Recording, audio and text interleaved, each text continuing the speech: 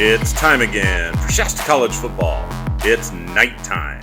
All right, it's our weekly nighttime Shasta County Sports presentation of Shasta College football. Your host Aaron Williams here with Coach Brian Hamilton. And Coach, if you've been around this game long enough, you know it happens. Kind of a disappointing loss last week to Sequoias, and you know we were talking, and it's probably a combination of things, them being really good and you guys not playing up to your standards. Give us a little rundown of kind of the good, the bad, and the ugly of last week. Well, you know, I thought our kids prepared pretty well going into the game. We traveled well, so we were expecting to play well. And especially coming off 2 wins and a good win over a good DVC team, expected to play well, and it just didn't work out that way. I give COS a lot of credit. They came out and played a very good football game, but, you know, from the opening, you know, we went 3 and out on our first series and moved the ball a little bit. I wasn't like, you know, we got negative plays or anything, but ended up having a punt on a 4th and 3, and they returned the punt for a touchdown.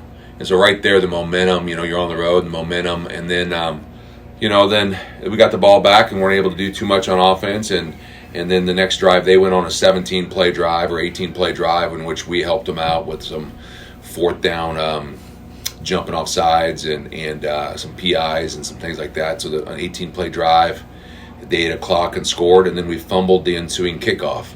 So, I mean, you know, before we ran 7 plays of offense, the score was 21-0. And so it's just, you know, you can't do that on the road. You can't make those errors. You can't give, you know, up your momentum, and you can't give a good team, those kind of points early and expect yourselves to be able to, you know, rally the troops and claw back in. You want to, and we see it where it does happen, but it's tough on the road with a good team like that, and we just made too many errors. Yeah, you know, we talk all the time. It's a 60-minute game, and things happen, but when you dig yourself that big of a hole, I think in reality you kind of set yourself, all right, let's just try and get out of this healthy, try and get a little bit of positivity out of this.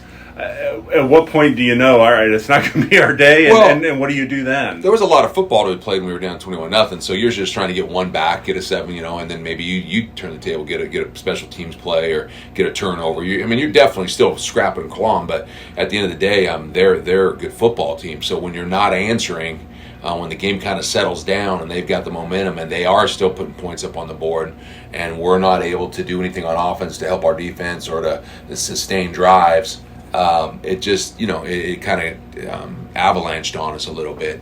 But, you know, it's football. We're playing. Everybody we play is good. Everybody has, you know, solid programs. And so you just kind of learn from it, focus on the next game, which is Sac City this weekend, on the road again. And, you try to just get the troops ready to go. We got a good group of guys. We're practicing well this week, so I expect to go down there and play much better.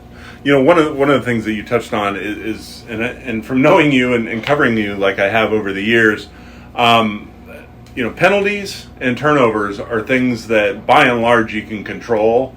How hard is that, and how much do you preach that, hey, against teams like COS that go and beat Butte, how can you just not kill yourself? Yeah, no, I mean, we had some timely, we didn't have like crazy amount of penalties, but we had bad timely penalties that really hurt us, and ones that were not ones that extended drives.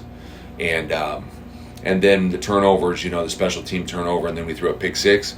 I will say that pick six, we threw a screen pass, and, most of the time I would blame, well, obviously it's not a good play if we throw a pick six or any type of turnover. But I think I give COS credit. The kid played that, linebacker played that about as good as you can play it, and almost like he was in our huddle. We haven't run that play in a couple weeks, so it's not like we were tipping it, I don't think.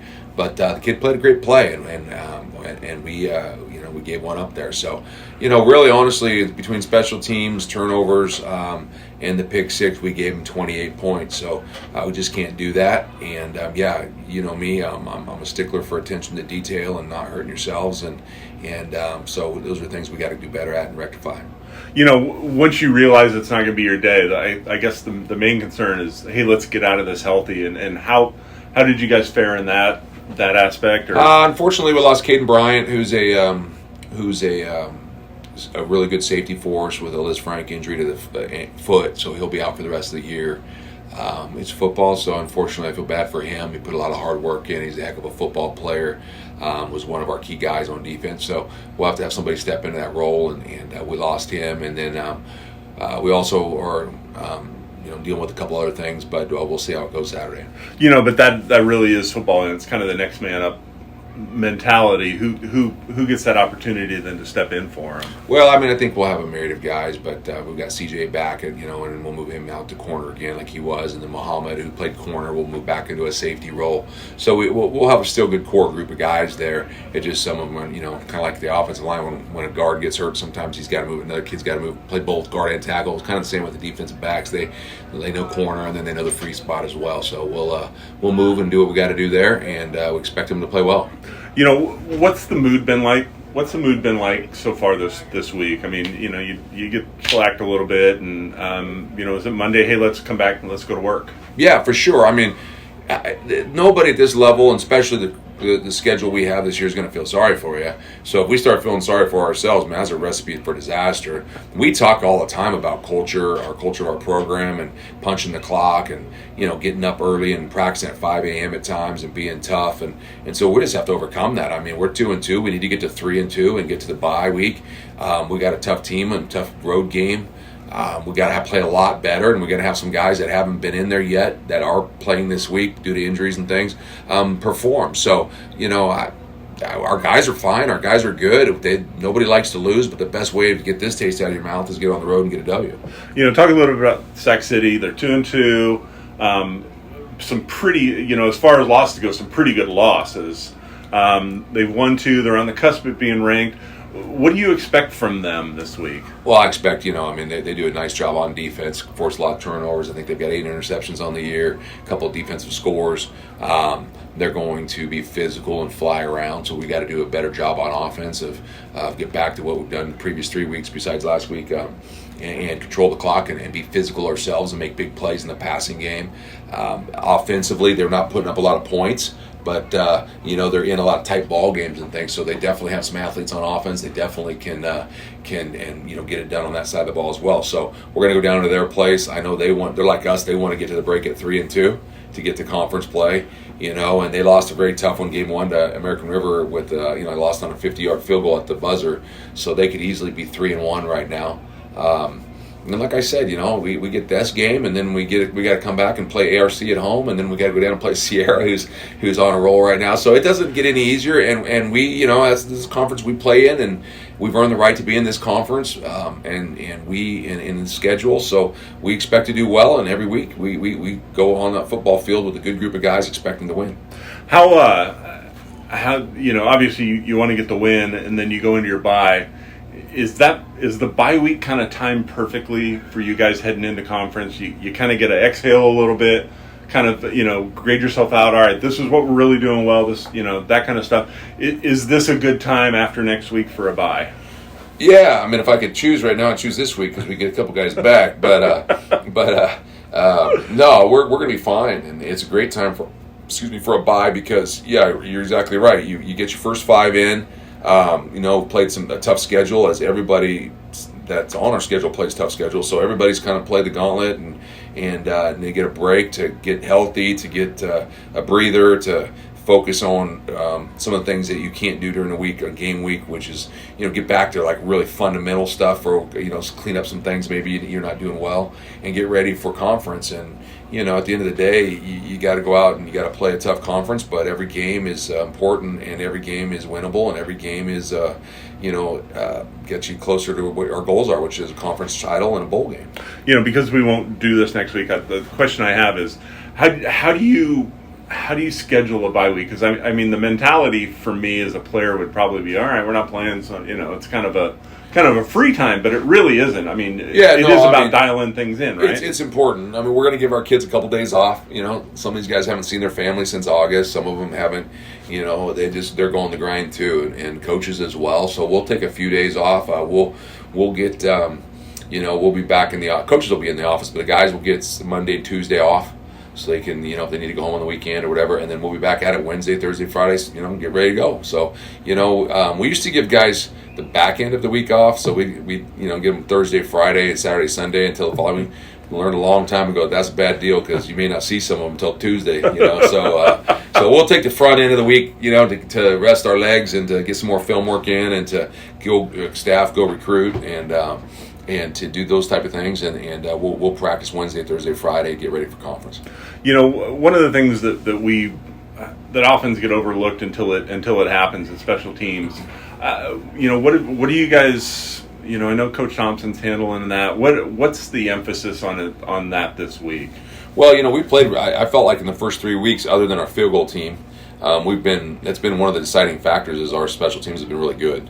We were one of the top teams in the state in return yards. It would set us up on short fields, helped us out a lot in those first few games. It was kind of uncharacteristic for us last week to make the mistakes and allow them to win that phase of the game. So this week we got to get back to fundamentals. We're making sure we got the right personnel, guys that can do it. And just getting back to executing. Same thing on defense, same thing on offense, is clean up the mistakes, get back to some fundamentals, get some swagger back, go out and have some success. And I expect, I've been really pleased, like I said, other than, we've missed some field goals and had some blocked. Other than that situation, I've been really happy with our special teams up until last week. So I feel like we'll rectify that. Coach Thompson's doing a good job. We're spending a lot of time on it. We've spent a lot of time on special teams. And so I feel like we'll be good to go. When you come on the wrong side of the scoreboard like that, do you treat it as kind of an outlier, figure out the lessons you need to take, and then flush it, or how do you process that? I don't think it's an outlier. I think every drive is there a chance to stop people and a chance to score, and vice versa. And if you're getting beat on those drives, then the score can get out of hand, and that, and especially you do the things we talked about earlier. So it's not really an outlier, I think. I'd like you to say, well, I was toss that one away, but I think it's a good learning experience. I think it's a good way to say, hey, if you don't come to play every single week and you don't perform every single drive, and you give the other team opportunities that are our mistakes, not their, what they've done well, then that's what's going to happen to you. And so no moral victories or silver linings, but there are lessons, right? Yeah, and I thought, in the fourth quarter we came out and we had a couple guys go in. Eli Webby hasn't played because he had a hamstring early, and he came in the game and led the last drive down for a touchdown, did a nice job, was 3 for 3 in the air. I thought for a guy that hasn't been on the playing field yet in a game for us, played really well. Gavin Dobson came in as well in the second half and did a nice job leading us down and throwing a touchdown pass.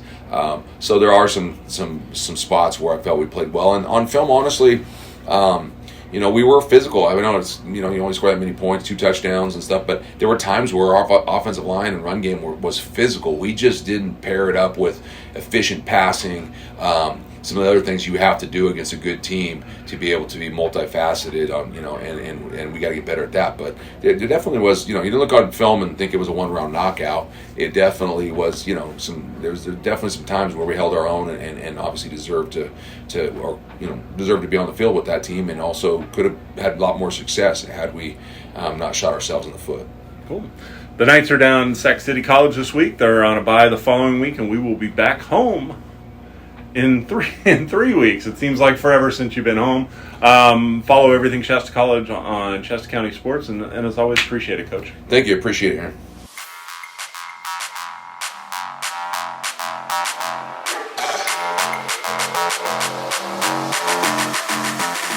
You've been listening to Nighttime with Brian Hamilton. I'm Aaron Williams for Shasta County Sports. Nighttime is a Shasta County Sports production brought to you by Shasta Orthopedics.